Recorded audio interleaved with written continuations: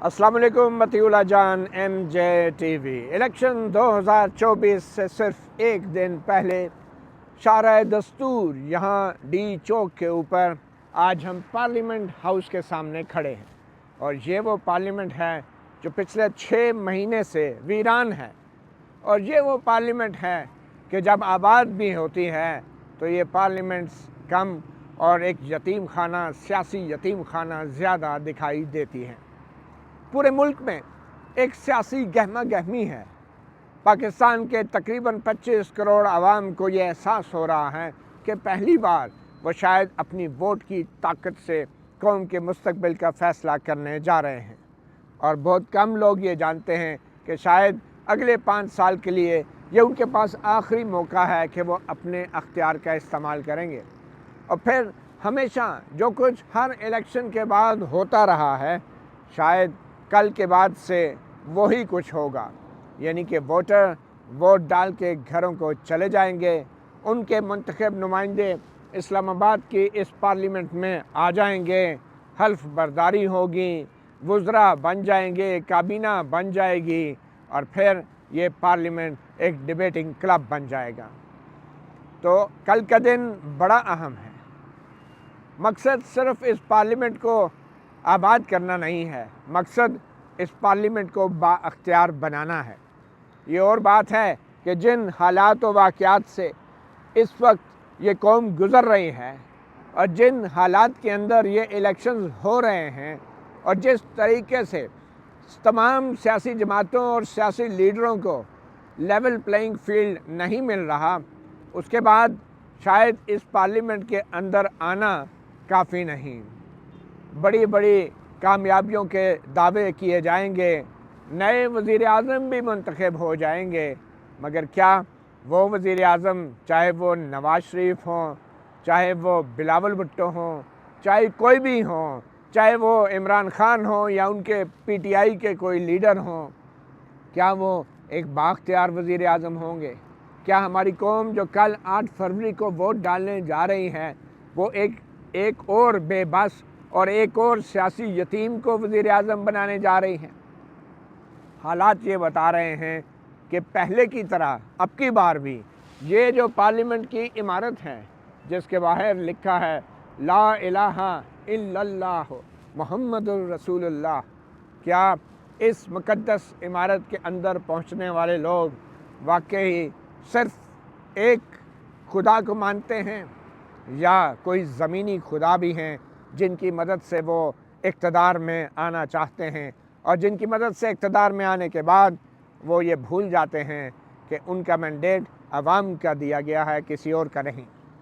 तो बहुत सारे सवालात हैं। कल एक दिन है पाकिस्तान के वोटरों के पास, बहुत से चैलेंजेस भी हैं। ऑब्वियसली पाकिस्तान के आइन के मुताबिक ये वो इमारत नहीं, ये वो पार्लियामेंट है जो बालादस्त है, जो कि सुप्रीम है। अंग्रेज़ी में आइन में लिखा है सुप्रीम है। और इसके बाद जो 2 दूसरे आइनी इदारे हैं, रियासत के 2 दूसरे जो सतून हैं, वो एग्जेक्टिव यानी हुकूमत और अदलिया यानी कि जो सुप्रीम कोर्ट की इमारत भी आप देख सकते हैं हमारे पस मंज़र में। तो ये 3 इदारों ने मिलकर पाकिस्तान के निज़ाम को चलाना है। मगर क्या ये तीनों अदारे अपनी अपनी हदूद में रहते हुए, अपने अख्तियार को इस्तेमाल करते हुए इस मुल्क के और इस 25 करोड़ आवाम की तकदीर का फ़ैसला करेंगे? बज़ाहिर ऐसा नहीं लगता। सबसे बड़ा चैलेंज आने वाले वज़ीर आज़म के लिए, चाहे वो जो भी हो, वो यही होगा कि पहले मुल्क को मुआशी बहरान से निकालना है। मगर मुआशी बहरान से निकालने के लिए भी अवाम के मैंडेट की तौहीन करना मकसद नहीं होगा, अवाम के दिए गए मैंडेट को इस्तेमाल करना मकसद होगा। सबसे बड़ा चैलेंज एक और भी जो हर सिविलियन हुकूमत को दरपेश रहा है, वो फ़ौजी इस्टाब्लिशमेंट यानी मिलिट्री इस्टाब्लिशमेंट की मुदाखलत है। क्या आने वाले वज़ीर आज़म पहले की तरह मिलिट्री इस्टाब्लिशमेंट के दबाव में या उसके मशवरों से सारे फ़ैसले करेंगे, या फिर जैसा कि आइन में लिखा है वफाकी हुकूमत अफ़वाज पाकिस्तान की कमांड और कंट्रोल को संभालती है, क्या वो अफ़वाज पाकिस्तान को अपने आइनी तौर पे कमांड और कंट्रोल में रखेंगे? کیا اسٹیبلشمنٹ اپنی حدود میں رہے گی؟ یہ وہ چیلنجز ہیں، یہ وہ سوالات ہیں جو آنے والی پارلیمنٹ نے اس کا جواب دینا ہے۔ تو کل 8 فروری کو جب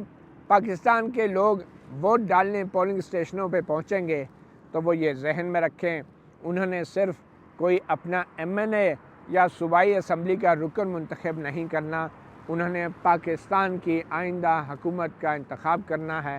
وہ حکومت جو ان کے ووٹ کو صحیح معنوں میں عزت دینے کی صلاحیت رکھتی ہو، وہ صرف ووٹ کو عزت دو کا نعرہ نہ لگاتی ہوں۔ انہوں نے ایک ایسی حکومت، ایک ایسے وزیر اعظم کا انتخاب کرنا ہے کہ جو وزیر اعظم مشکل وقت میں ان کے ساتھ کھڑا ہو، یہاں پاکستان میں کھڑا ہو، اور وہ وزیر اعظم کہ جس نے مشکل معاشی فیصلے بھی کرنے ہوں تو عوام اس کے ساتھ قربانی دینے کے لیے تیار ہوں۔ کوئی ایسا وزیر اعظم نہیں جو ڈیل کر کے حکومت میں آئے اور پھر باقی ساری عمر ڈیلوں میں ہی گزار دے۔ تو آج کے دن شارع دستور پہ یہ وہ ڈی چوک ہے جو ہمیں کچھ ماضی کی بھی یاد دلاتا ہے، یہی وہ ڈی چوک ہے جہاں سے سویلین حکومتوں کو عدم استحکام کا شکار کیا گیا۔ 2014 کوئی زیادہ پرانی بات نہیں، 2014 جب general Raheel Sharif army chief تھے، جنرل ظہیر الاسلام ISI کے سربراہ تھے، اور یہاں پہ 2014 کو تحریک انصاف عمران خان کی قیادت میں اس نے ایک دھرنا دیا تھا ڈی چوک کے اوپر، اور وہ دھرنا ایک طویل عرصے تک رہا، جس کے بعد ایک ایسا سانحہ ہوا کہ آج تک وہ قوم اس سانحے کو بھول نہیں سکی۔ وہ سانحہ تھا آرمی پبلک اسکول پشاور میں دہشت گردوں کے حملے کا، جس میں تقریباً 150 کے قریب آرمی پبلک اسکول پشاور کے بچے اور اساتذہ کا قتل عام کیا گیا۔ اس سانحے کے بعد عمران خان کا وہ دھرنا ختم ہوا، مگر پھر اس کے بعد جس قسم کی سازشیں ہوئیں، ان سازشوں نے جو کچھ اس ملک کے ساتھ کیا اس کو ہم نے جنرل باجوہ اور جنرل فیض کی شکل میں بھگتا، اور ان دونوں کی مزید سازشوں کے باعث 2018 کے الیکشن جس انداز میں چوری کیے گئے، وہ الیکشن بھی اب ہماری بدقسمت تاریخ کا ایک حصہ ہیں۔ ان تمام افراد کا جو سازشیں کرتے رہے، چاہے وہ 2014 کے دھرنے کے پیچھے کردار تھے، چاہے وہ 2018 کے چوری شدہ الیکشن کے پیچھے کردار تھے، ان کا ہم نے احتساب نہیں کیا، نہ ہی کر سکتے تھے، اور بغیر احتساب کے ایک بار پھر اب 2024 میں جو الیکشن ہونے جا رہے ہیں، ہم دیکھ رہے ہیں کہ ایک بار پھر جنرل باجوہ اور جنرل فیض کی جو باقیات ہیں وہ متحرک ہیں، اور اسٹیبلشمنٹ اسی طرح کنٹرول میں ہے، اور اب کی بار بھی 2024 کے جو الیکشنز ہیں بدقسمتی سے وہ 2018 کے الیکشن سے مختلف نہیں، مگر اب کی بار ایک چیز مختلف ہے۔ اب کی بار ایک چیز مختلف یہ ہے کہ پہلے الیکشنز میں لوگ یہ توقع کرتے تھے کہ زیادہ سے زیادہ ووٹرز کا ٹرن آؤٹ ہو، جو مقتدر ادارے ہیں، جو طاقتور جو قوتیں ہیں، وہ یہ چاہتی تھی کہ لوگ ووٹ ڈالنے نکلیں، مگر اب کی بار توقع اور کوشش یہ کی جا رہی ہے کہ لوگ ووٹ ڈالنے نہ نکلیں، کیونکہ ابھی بھی اب جو سیاستدان خود کو مستقبل کے وزیر اعظم کے طور پہ دیکھ رہے ہیں،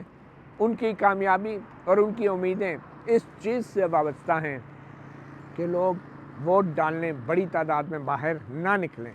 اور اس کی وجہ بہت واضح ہے کہ وہ نہیں چاہتے کہ تمام سیاسی قوتیں بھرپور انداز میں الیکشن میں حصہ لیں، اور جو کچھ ایک سیاسی جماعت یعنی تحریک انصاف کے ساتھ ہو رہا ہے، گو کہ تحریک انصاف نے ماضی میں کچھ باقیوں کے ساتھ اچھا نہیں کیا، اور جو کچھ تحریک انصاف کے ساتھ ہو رہا ہے اس حوالے سے ہم جیسے صحافیوں اور ہم جیسے عام شہریوں کے دل میں بھی ایک کمینی سی خوشی ہوتی ہے اور اطمینان ہوتا ہے، چونکہ تحریک انصاف اور عمران خان نے اس نظام کے ساتھ جو کیا وہ شاید تاریخ میں کسی نے نہ کیا ہو۔ پارلیمنٹ کو جو بے وقت کیا، سیاسی عمل کو جو بے وقت کیا، اور جس طریقے سے اسٹیبلشمنٹ کے کردار کو بڑھایا، مگر اس سب کے باوجود بھی 2024 میں اب جو تحریک انصاف کے ساتھ ہو رہا ہے وہ 2018 میں مسلم لیگ نون کے ساتھ ہوا، اور ہم جیسے لوگ یہ نہیں چاہتے کہ یہ سلسلہ جاری رہے۔ تو کل 8 فروری کو ووٹ ڈالتے وقت یہ یاد رکھیے گا کہ یہاں پہ لوگ آ جائیں گے، یہ سیاسی یتیم خانہ آباد تو ہو جائے گا، مگر کیا جو ڈالے گئے ووٹ ہیں اس کی حرمت اور اس کے مینڈیٹ کے مطابق جو حکومت بنے گی وہ بااختیار ہوگی، وہ تمام مشکل فیصلے کرے گی، اور کیا جو ملک اور قوم کے وسائل ہیں وہ عام لوگوں پہ بھی لگیں گے یا پھر قومی سلامتی یا دوسرے معاملات کے نام پہ وہ وسائل بڑی تعداد میں کہیں اور لگا دیے جائیں گے۔ یہ وہ پارلیمنٹ ہے جو آباد ہونے جا رہی ہے، مگر ہم سب دعا کر سکتے ہیں اور امید ہی کر سکتے ہیں کہ پارلیمنٹ نہ صرف آباد ہو بلکہ بااختیار بھی ہو اور تمام فیصلے اس پارلیمنٹ کے اندر ہوں۔ یہ وہ والی پارلیمنٹ نہ ہو جو کہ عمران خان کے دور میں جس کو کوئی کرنل یا میجر چلاتا تھا، یہ وہ والی پارلیمنٹ ہو جس کو اس کا اسپیکر قومی اسمبلی چلائے، یہ وہ والی پارلیمنٹ ہو جس کے فیصلے، انتظامی فیصلے اور تمام فیصلے اس پارلیمنٹ کے معزز اراکین کریں۔ اس دعا کے ساتھ کہ آنے والی پارلیمنٹ ایک سیاسی یتیم خانہ نہیں ہوگی